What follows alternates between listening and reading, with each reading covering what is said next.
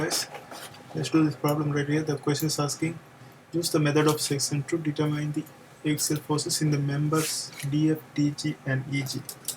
So let's note the members first. Okay, so they are asking for DF, so this one right here, and DG, this one, and EG. So EG is basically this one. So in this kind of question, so they are asking to do is in method of sections. So we have to cut this part that covers these three things.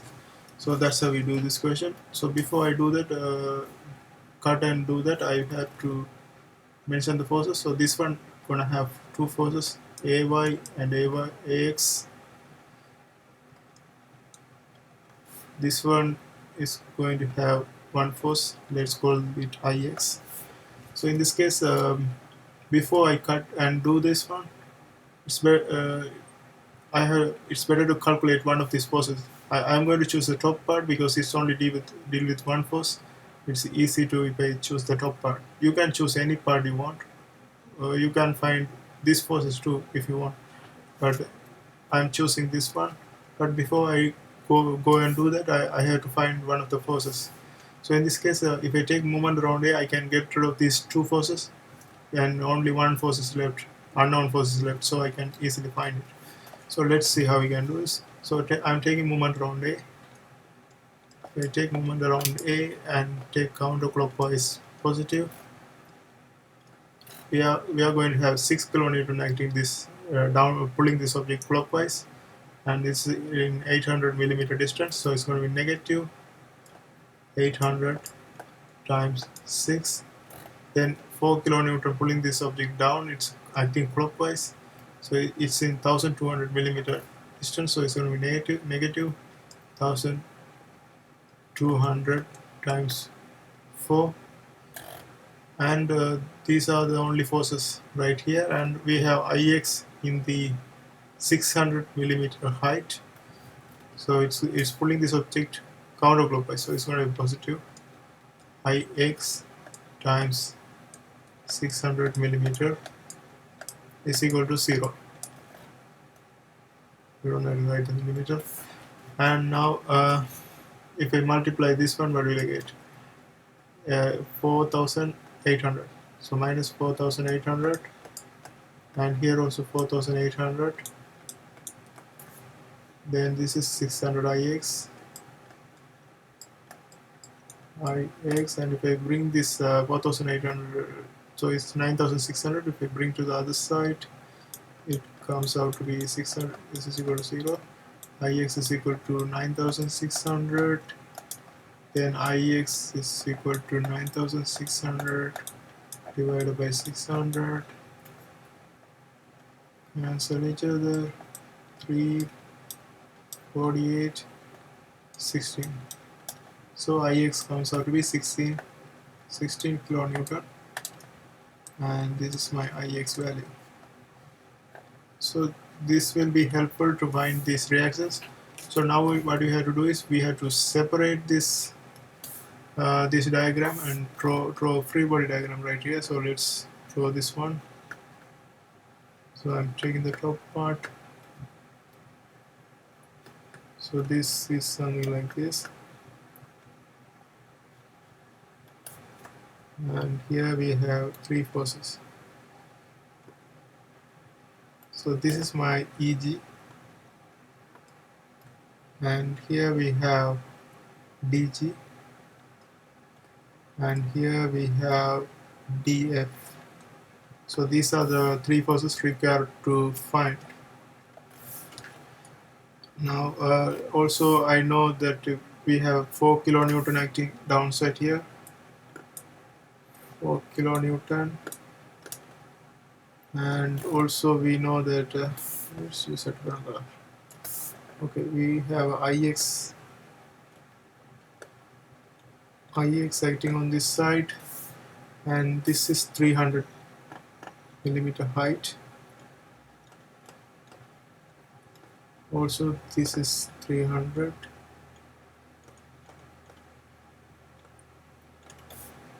and this distance is 400 millimeter. And that's all we need to know. That's all provided information. Now we know that Ix is equal to 16 kilonewton, we found out here. So 16 kilonewton here. And then let's see what we can find out from this information. So first of all, if you see we have two unknown in this point right here. We have one unknown in this point.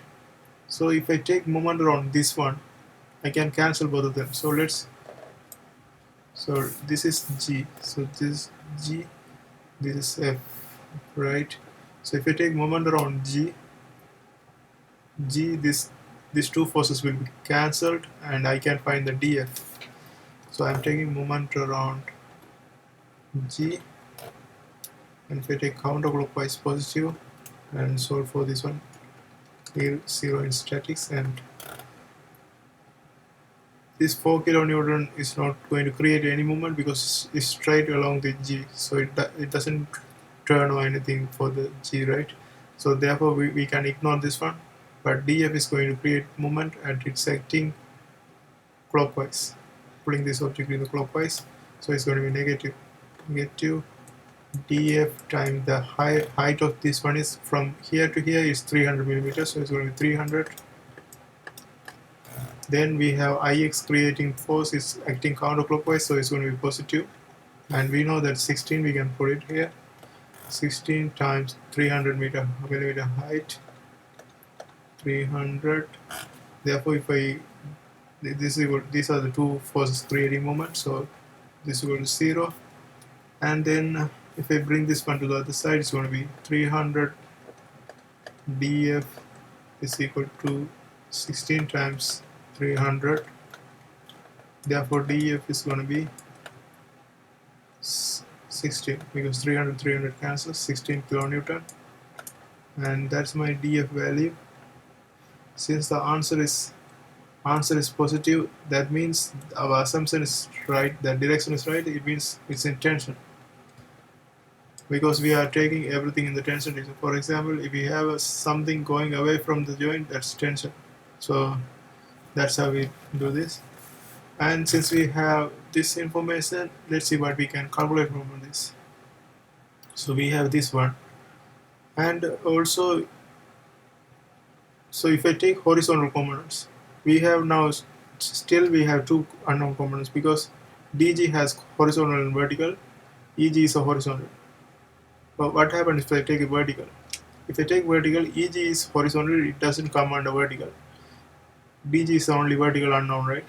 It has vertical and horizontal, so I can take the vertical to figure out DG. So let's do this one. So to find the GG, I am taking the vertical component. So let's sigma f of y is equal to 0, summation of f of y. I am taking upper direction positive and solve this one. So if I take upper direction positive, this is negative because it's acting downside, minus 4 kilonewton, and dg. So dg is not a straight down, so we have to calculate this angle. So here. So let's say this is theta. So if this is theta, the thing is it's going to be cos theta. Cos theta means I have to know the hypotenuse. We know the adjacent is 300 millimeter, but hypotenuse we don't know, but we know opposite. So we can use the Pythagorean theorem to find the hypotenuse. It's basically 400 square plus 300. You can treat it as 4 square plus 3 square. It's going to be 16 plus 9, 25. So it's going to be 500, right? So this is 500. Hypotenuse is 500. So I can use that one here. So if the hypotenuse is 500, then the cos theta is going to give the vertical component. So dg cos theta, that's it, and it's negative because it's acting downside. So it's going to be minus dg cos theta. Instead of cos theta, I can write adjacent over hypotenuse 300 over 500. 500 is equal to 0, and these two 0 cancels. Therefore, I can write dg is 3 over 5 dg is equal to minus 4. Therefore dg is going to be equal to minus 4 times 5 over 3, and if you calculate, this comes out to be minus 4 times minus 20 over 3, so it's going to be basically 6.67 minus 6.67 kilonewton. And dg, and if the answer is negative, that means the force is acting in the opposite direction. It means it's in compression because it's going toward a point. It's compression. And then now we have dg, we have df, we have to find the eg. To find the eg, I can take horizontal components now. So if I take the horizontal components, I continue here, sigma f of x. Let's separate this one. Okay, sigma f of x equal to 0 in statics, and if I take this direction positive and solve this one is going to have 16 kilonewton in the negative direction, minus 16. Also we have df in the negative direction, so it's minus 16 again. Also we have dg in the negative direction, that's minus dg, we can say dg, and it's in this case it's horizontal component is going to be sine theta. So sine theta, I mean, if this is, so I'm telling this is theta, so sine theta is basically opposite over hypotenuse, so opposite is 400 over 500. So time 400 over 500. Then we put ix, d, ix, df, dg. Now eg, that's the one we have to calculate, so that's also in the negative direction. Eg equal to 0.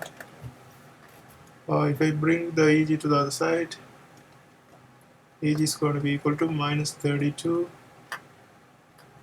Then we have right here dg, we know already, we found the dg already, that's, so this is minus 6.67 and times 405. And if you substitute this value and calculate this one, this comes out to be 26 point, so let me calculate. So minus, okay, so it's basically minus 32 plus 6.67 times 405, so 6.67 times 405, this comes out to be minus 32 plus 5.336. So if I deduct this also, let's say minus 32 plus 5.336, this comes out to be minus 26.664 kilonewton. So this means the answer is negative. This means this also in compression because it's acting in the opposite direction. So we can say this is a compression. So we have df tension, dg compression, eg compression. So they have asked to find these three things, and we have calculated all of them, and that's how it's done. I hope you guys like this video. See you next time.